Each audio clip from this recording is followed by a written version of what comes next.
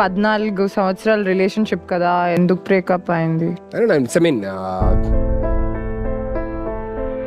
తను వేరే వాళ్ళని పెళ్లి చేసుకోవాలని అనుకున్నారు.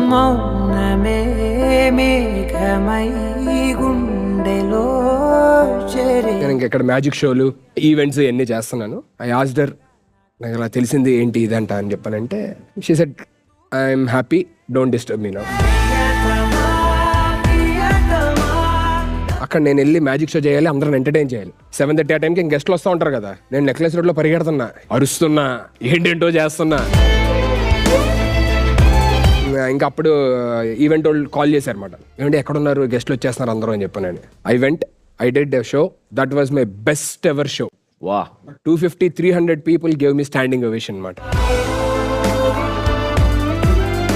దాని తర్వాత నుంచి every year only I text her on her birthday. 2 years back I got a reply first time, thank you